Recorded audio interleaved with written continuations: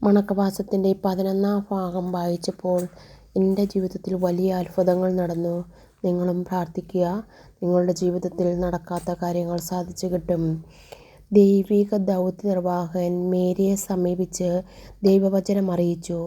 മറിയം ദൈവവചനം സ്വീകരിക്കുന്നതിന് എത്ര സന്നദ്ധയായിരുന്നു എന്ന് നാം പരിചിന്തിക്കേണ്ടിയിരുന്നു. നീ ഒരു പുത്രനെ പ്രസവിക്കും, അവന് ഈശോ എന്ന് പേര് വിളിക്കണം.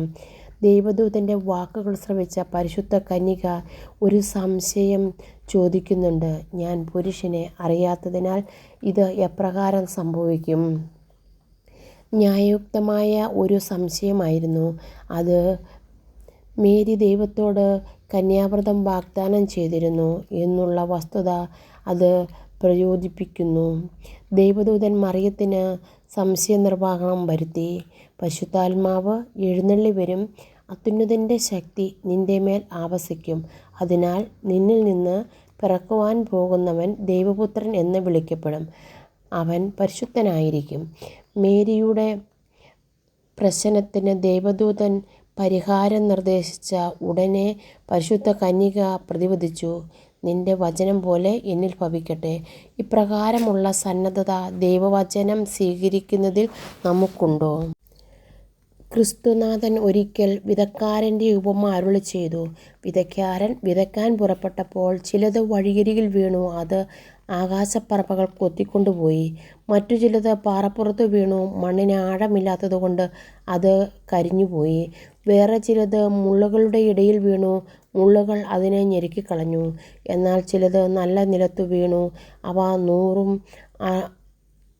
60, 30 മേനി വിളവ് നൽകി. ദൈവവചനം സ്വീകരിക്കുന്ന 4 തരക്കാരായ വ്യക്തികളുടെ മാതൃകയാണ് ഈ ഉപമയിൽ പ്രചോദിപ്പിക്കുന്നത്. വിത്തുകൾ.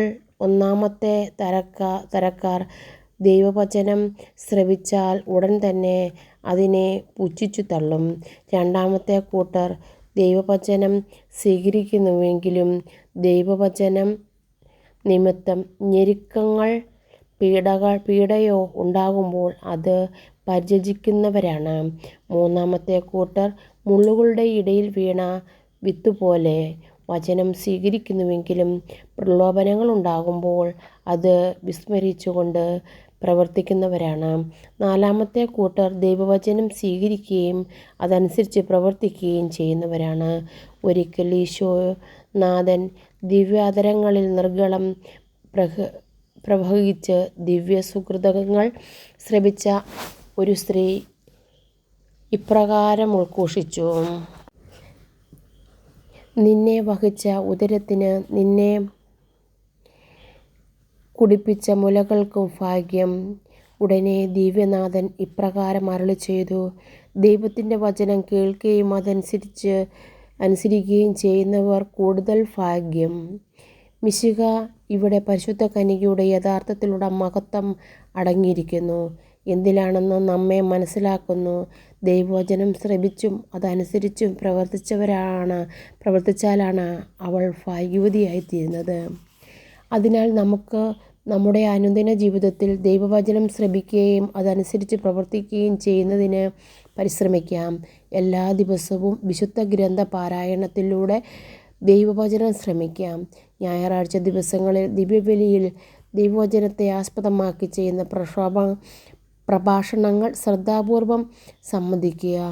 ദൈവവചനം എല്ലാ തിരുവെഴുത്തുകളും ദൈവപ്രചോദിതമാകയാൽ പഠിക്കുന്നതിന്, അബദ്ധങ്ങളെ ഖണ്ഡിക്കുന്നതിനും, ജനങ്ങളുടെ ജീവിതത്തിൽ മാർഗദർശനം നൽകുന്നതിനും, അവരെ വിശുദ്ധി പ്രാപിക്കുന്നതിനും പഠിപ്പിക്കുന്നതിനും ഫലപ്രദായകമാം വിധം ഉപയോഗിക്കുവാൻ കഴിയുന്നവയാണ്.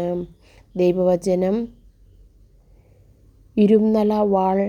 അത് ശ്രവിച്ച് പ്രവർത്തിക്കുന്നത് രക്ഷാകരമായിരിക്കും, എന്നാൽ അതിനെ അവഗണിക്കുന്നവർക്ക് നാശത്തിനു കാരണമാകും. പ്രാർത്ഥന.